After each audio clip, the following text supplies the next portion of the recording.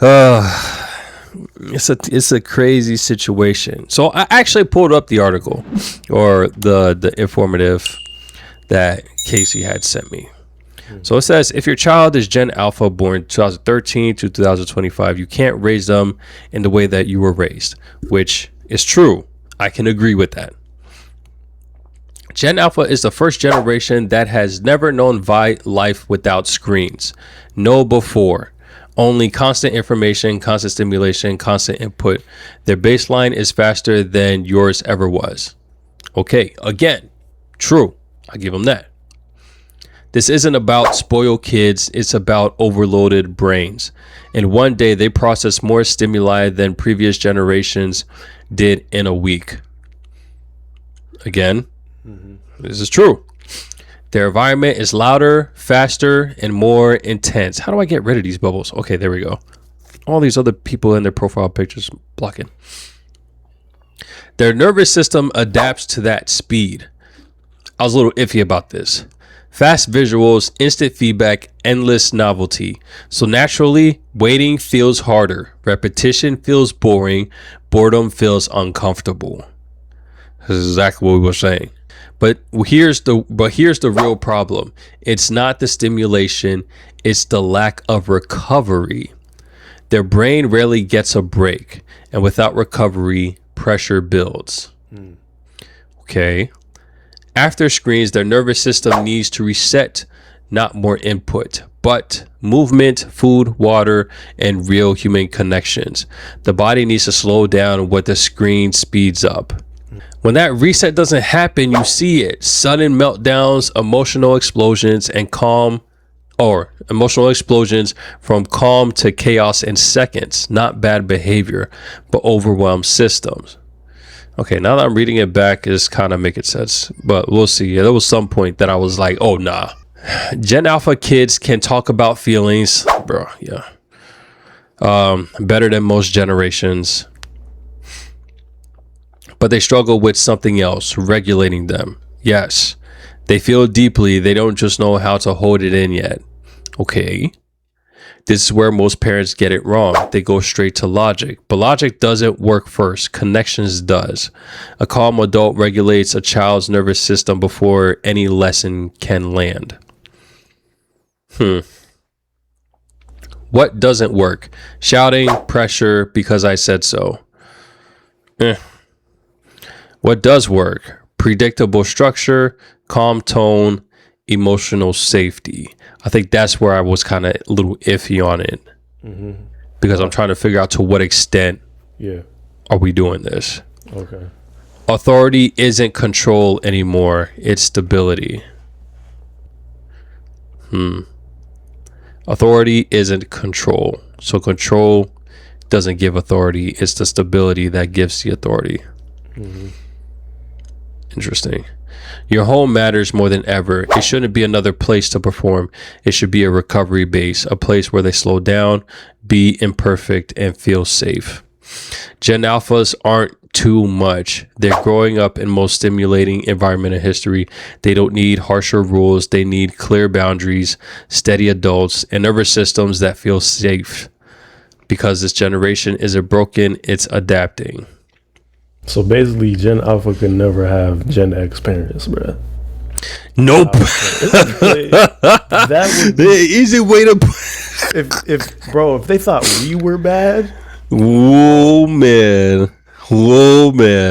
That's essentially what that means. That's crazy. Okay, and I think now that I'm going back and I'm, reading this over again, I think it sits along the lines of where you were saying, we're in this new generation, the technology's here, they're gonna touch it at some point regardless. What needs to happen is just regulation of when they touch it, how often they touch it type thing, stuff that I try to enforce. And it's weird because even without technology, they're still doing that. Because I know I got a couple friends, a married couple. their kid doesn't watch TV. She doesn't even have an iPad to really work on, don't really get screen time. So in the second that every time we're around and Marley's bored and she wants the phone and we give her the phone, the girl is like locked in. And I'm just like, this is weird seeing her like this, but it's not something that she gets. So she's like heavily fixated on it. But I don't. But at the same time, again, it goes into that regulation. I give Marley the iPad as minimal as possible, and I want it to get to a point where she doesn't need it unless it's like school related or we're teaching her something. Because before she would start tweaking out in the car, but now she's starting to get older. She's using her imagination. I just sit her down and I just see her looking out in the window, and then she start talking to herself, playing with her dolls and stuff like that. So she can do the things that we did back in the day, or that I did back in the day. But there definitely still is. I definitely still have that understanding that there will be an interaction with technology at some point. And even right now, I think Casey's trying to do some work with her, which is pretty late. But you can do it wherever you do it. Honestly, did I grow up?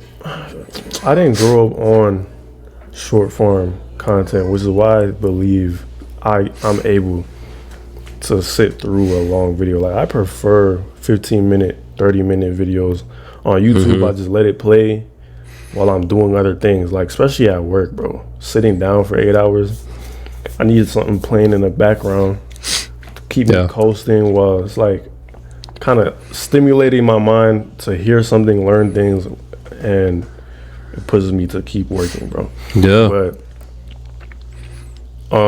with what you were saying in the past, and like before this conversation, technically, or this segment, obviously social media is the cause for the reason why, for our generation not being able to have a long attention span. And I want to say, without doing research, I want to say it started with Vine. Now you like streaming? Vine, oh my gosh, yo, like I Vine, said, yo. no research was put into this statement I'm about to make, but I want to say streaming came before short form content and social media. And for example, YouTube was here since like 2004 or something like that. Yeah, YouTube's been around for a minute. Yeah, so it's like you know what I'm saying, YouTube had the ability to post whatever videos, and they weren't short though. Like, they were long. They were, stream. Yeah, like streaming became a thing where, or maybe like Netflix, whatever those platforms that you could use to watch networks and movies now, is different from having to wait for a show, record if you couldn't catch it at the time, to watch it later. Yo, did you know Netflix used to be on CDs? Before they became what they are now? Yeah. That's like Redbox, right? Yeah. Netflix had a Redbox. Netflix. I think Netflix and Redbox was, I don't know if they were competitors, but yeah, Netflix started off CDs. And I don't even know when the transition was where they're like, yeah, we doing this all online. It must have happened while I was at school, because we was on Netflix heavy. With CDs? We would get the CDs. It would come into the mail. And then after like a week or two, you just send that bad boy back. Almost yeah. like Gamefly. Yeah, exactly. Yeah. Yo. So that's how it was. And then now we got into the whole streaming thing, and it's like, I mean, it was cool initially, but then now we got just about anything. Like, I'm sitting here trying to, I guess I did that kind of mistake that the article was talking about. So I was trying to kind of replicate it. So when Marley's in here in the office while I'm working on editing videos or trying to catch up on work, whatever the case may be, and I don't want her on the iPad, but she can watch something, I normally have, it's either the old Dora Explorer when I was younger, the old Blue's Clues when I was younger, or she's watching Danny Go or Peppa Pig and Yo Gabba Gabba, the old Yo Gabba Gabba with the guy that's still a little fruity, but he was alright. He was alright in my book. DJ Lance. Yeah, hey, you're right. You already know. Yo Gabba Gabba. For me, bro. So what I would do is like, and I don't think she realizes it. I know that if I have it on the iPad, she knows that she can manipulate it easy. But if it's on the TV, it's different. She don't know that she could be like, "Oh, daddy, next episode," or something like that, because I have the remote. I just put it on and she just watches it. So sometimes I try to do that, but I can see when the episode is taking too long for her, and she kind of tunes it and she kind of zones out and then just starts doing her own thing. And I'm like, dang, that's crazy, because I would have sat and watched the whole episode. Yeah. Bro, What? I mean, every generation has its ick, like, because I'm pretty sure the fact that you or I were able to sit in front of the TV for mad long was picked on by Haitian parents. Like, what? They hated Got that. it. Yeah. You know what I'm saying? They didn't see, oh, he has, like, they have a long attention span. Nah. You spent too much time in front of the screen. You know what I'm saying? What kind of Fact, like, you gotta go it's like, blind. yo, man. So it's like, yo, what does that mean? Because there's a lot of things, you know, we did that were frowned upon that we now see as like lost abilities. Yeah. Let's see. Oh, that's kind of hard to cover. I wasn't prepared for that. I would say just being able to sit through anything for a long period of time. It's like, even like my young coworkers that I was talking about, short attention span. I'm like, dang, how you gonna? You better pick this up quick. We ain't playing around here. I'm trying to help you out, but I need you to pick this up a little quicker. Dang, what else is a lost art? As a matter of fact, let's ask Claude. It's an AI. Yeah. Engine. Is it better than chat? A lot of people, I haven't used it too much yet, but a lot of people say it is better than chat. Chat, they realize, is pretty biased and will refrain from giving certain information. So let's see, based on social trends and social trends, what was something that millennials did that's considered a lost art with the newer generation, Gen Z and Gen X? All right, let's see. Lost arts. Social discourse around this. Okay, here's a breakdown of some things millennial days that are trending as lost arts. Talking on the phone. Millennials grew up calling their friends for hours. Oh, these are facts. These are facts. I didn't even know that. Talking on the phone is a lost art, bro. I mean, what I tell you, yeah, go ahead. I like. Normally when I'm on the phone with my friends, before, like now, because I'm so busy, like it's normally like, yo, you need me for something, and like unless we're catching up. Yeah, like I was catching up with my friends last week. We were on the phone for over an hour. When I was younger, I was on the phone with my godbrother and my cousin 2 hours minimum, like every other day. Running that bill up. Yeah. Bruh, it's crazy. Facts. Let's see. Gen Z overwhelmingly prefers texting or DMs or voice notes. An actual phone call from someone their age can feel alarming. Gen Alpha is reportedly even less accustomed to it. Interesting. Oh my god. Reading a map. That's cooked. No, that's cooked, bro. No, bro. I don't even like. Oh Oh my goodness. The best you had me at reading a map is like, there's a couple of times where my phone's dead or dying. And the best thing I could do is like, or maybe I don't have connection, but all I have is the GPS, and I can't, for some whatever reason, put in like a destination. So I'll probably look at the streets and try to memorize it real quick, and then just guess from that point forward. But or like, bro, there was one time I drove to Florida last year. To Florida, oh boy, bro, and then I went to visit where I was staying at was closer to Orlando, Davenport, and then I took a trip from there to like Fort Lauderdale area, right? 3-hour drive, bro. For whatever reason, I didn't have a working charger, or the charger just wasn't working for my phone. I think my phone was messed up. And I was on the way back, and it was like probably 9, 10, 11 o'clock at this point. Yo. And I still had 60 miles to go, bro. Yo. No cap, 40 of those miles were like the same highway, no turns. But then after that, I still had to figure out what exit to get off and where to turn to get to my cousin's crib.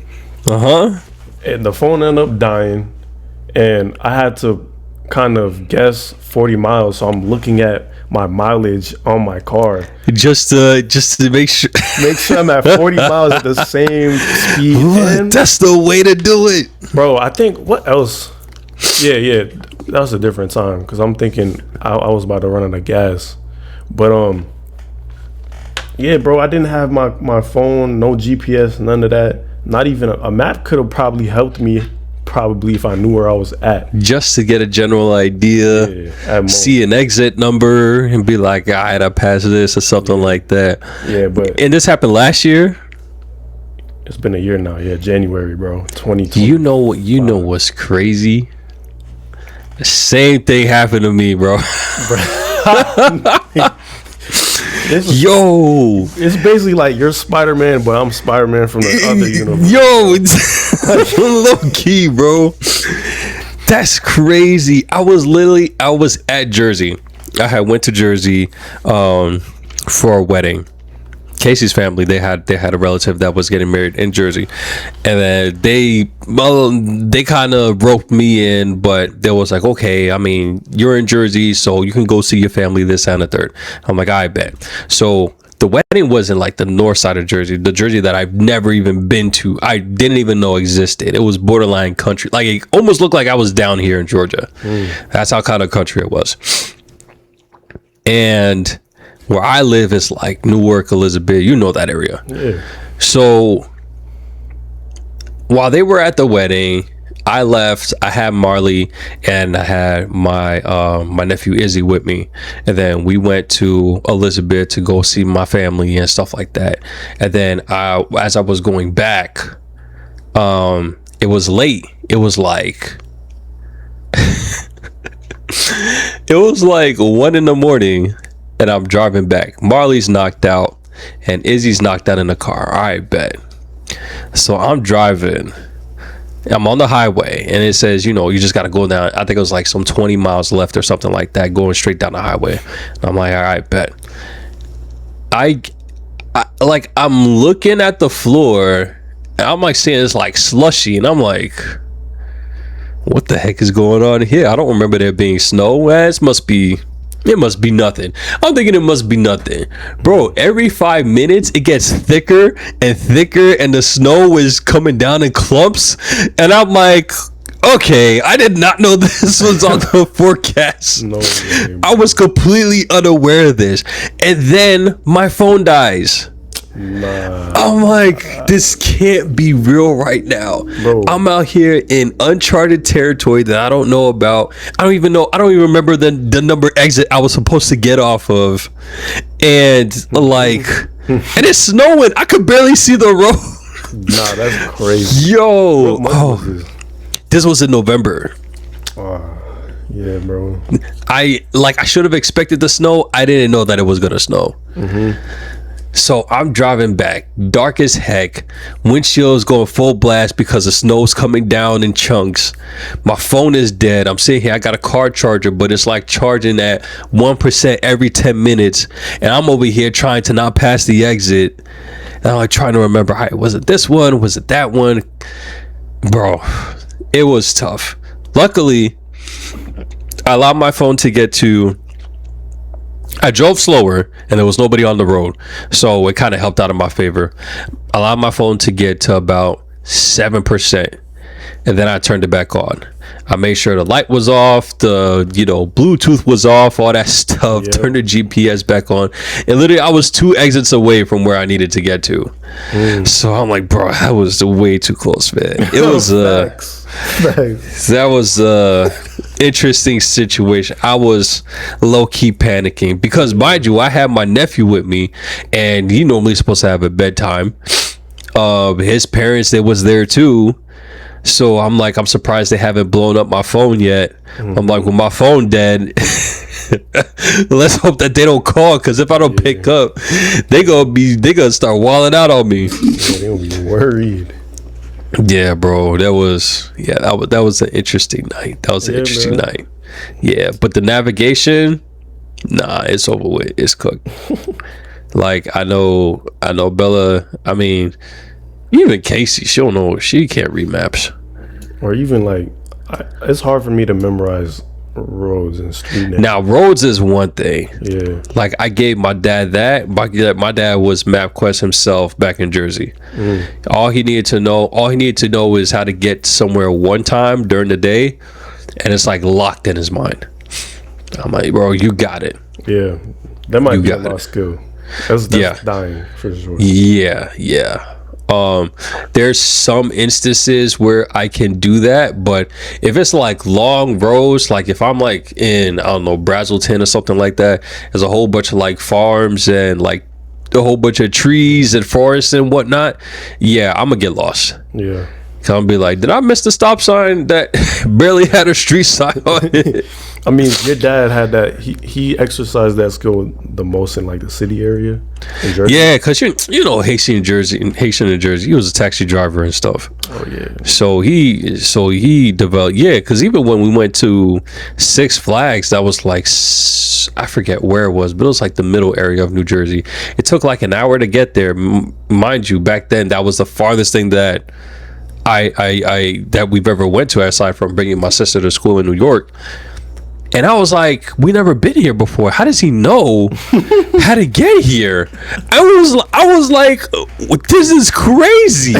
Yo, facts. This man is driving here an hour away, going this highway, that highway, paying toll, stuff like that. And we ain't get lost not one bit.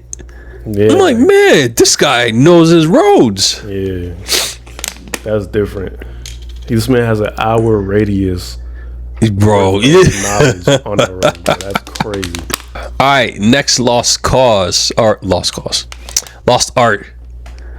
Ooh, this is interesting. Small talk and face-to-face interactions. I could say I never really had this, but let's see. Gen Z stare, a vacant oh yeah. Oh my god. Okay, let me hear that, bro. All right, yeah, because as soon as I pictured it, I'm like, okay, yeah, I know what they're talking about. The Gen Z stare, a vacant, unresponsive gaze, often replacing traditional greetings or small talk in service roles. It has become a flashpoint in debates about workplace culture and future soft skills. Millennials are socialized to make eye contact, greet strangers, and gaze in pleasantries. Research by National Society of Leadership and Success found that only 1 in 4 Gen Zs surveyed believed they know how to network, while the same number don't feel they are prepared to negotiate. Skills millennials picked up more organically. Bro, they kill me with that stare, bro. Like, when do you see that? I see that all the time. You know that stare exactly. Every time you go into Zaxby's or go into McDonald's and they just looking at you and waiting for something. Yeah.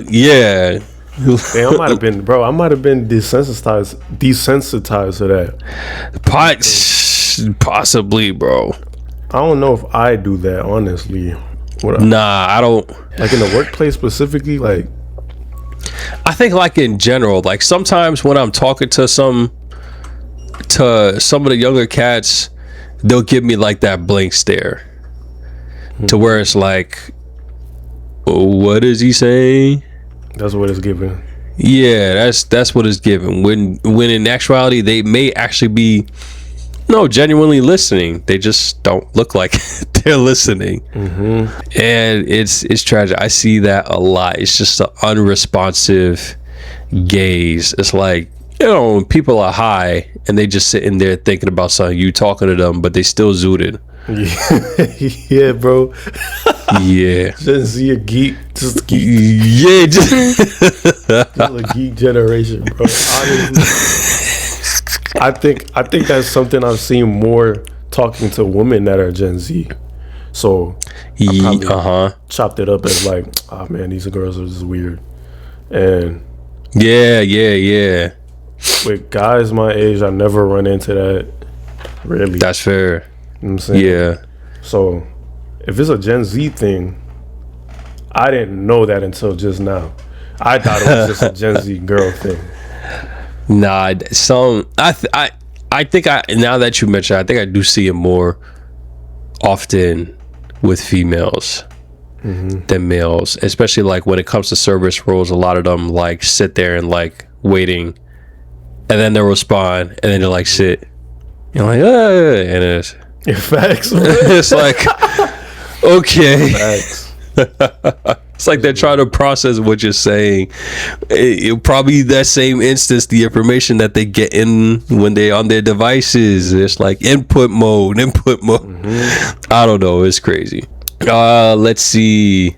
Well, everybody's cooked on this one. This is just cell phones in general. What's this one? Oh, nah. This one is memorizing phone numbers. Oh, nah. You got me at my parents and mine. Yo, that's it. That's literally it. Unless there's like I'm using a code from a friend for like gas points, bro. Yeah. You know what I'm saying? You got that joke memorized. Yeah. Nah, they talk about some before smartphones. So this is like, okay, this is like my older sister Shirley, millennials, and even then I think she's like in the Gen Z. No, because I'm at the top of millennials. Am I? What year? 92. You're 92 or 91. Yeah, I think millennials is like 88, 89. That's the end. That's where it cuts off. Well, that's where it starts. I think that's where it starts. Is it like is the it mid 80s? Okay, so millennials. Okay. Oh, okay. Never mind. So Shirley is okay. So it's early. So it's 81's. Oh, never mind. I'm closer to the end. So it's 81 to 96 is millennials. 81 to 96. Gen X is 65 to 80. So Sister Wunya, she's Gen X. Yeah. Okay. And then Natalie just made millennials. She's 96. So okay, so yeah, so like Shirley's age, I think they did, because this thing is talking about some millennials had 10 to 20 numbers stored in their heads. Not me. Not me. That's crazy. You a phone book at that point. Yo. Nah. Oh man, I will say like the good ones, they had numbers packed in their head. I'll say that for sure. My like the people my age that's in their 30s, mid 30s, I'd like to know who had 10 numbers stored in their head. Girl. I couldn't. No cap. Maybe nope. Let me see. Okay, so whose numbers did I know? I knew Nana's number. I knew my Matamagali's number. I knew the house number. I knew Lidna's. I knew Calvin's. I knew Shirley's. Oh, snap. My mom, my dad's. Oh. Dang, bro, you had 10. I guess I did. I guess I did. But that was back then. Yeah. I mean, when I was younger, before the smartphones. Yeah, I had. Yeah, okay. I guess I did. Yeah, it was so common natured. Like Yeah, like 10, bro. it didn't feel like it. I thought it was literally like the 5 that not even 5 that I know now, but it was, yeah, it was more because I had to. I literally picked up the phone and dialed the numbers. That's crazy. See, those are the things that literally scare me. They give me anxiety just thinking about it. Like I don't like the fact that I wouldn't be able to survive the way I am right now if it was 10 years ago. I don't want to look at a map. You ain't nobody looking at no big old map, but that's 20 years ago, bro. Yeah, that's OD. That's OD. But and even like memorizing numbers, that had to be exclusive to y'all because that's after pagers, or that's pagers and up, if anything. I know my grandparents can't memorize a phone number, bro. They write everything down. They do, yes. Oh, yeah. So my parents, they had their little phone book thingamajigger to where they kept their numbers. Mm-hmm. But they did have a lot of people's numbers memorized.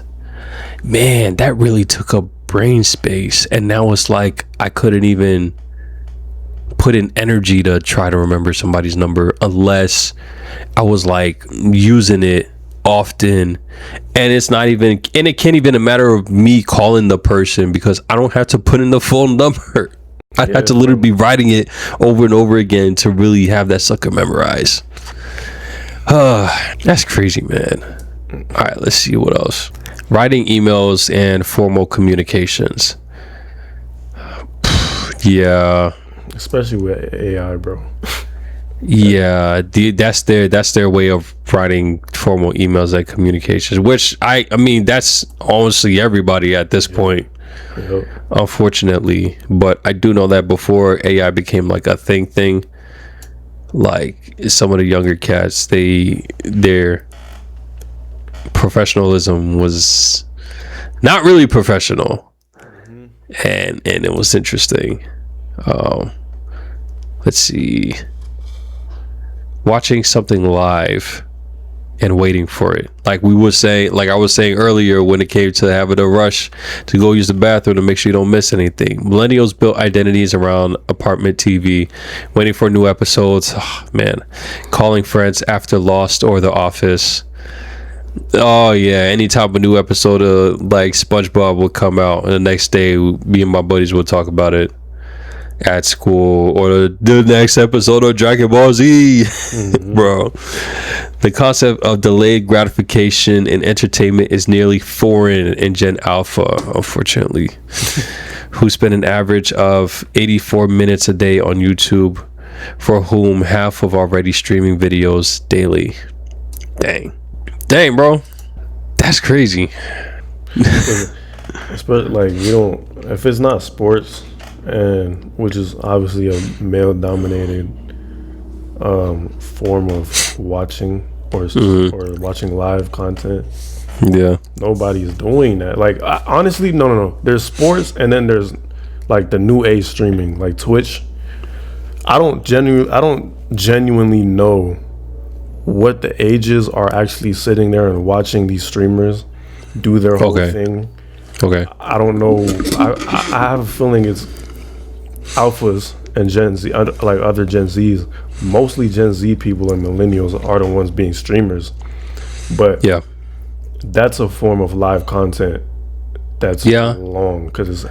You can you can say that. Yeah, but they're doing a bunch of. It's nothing like.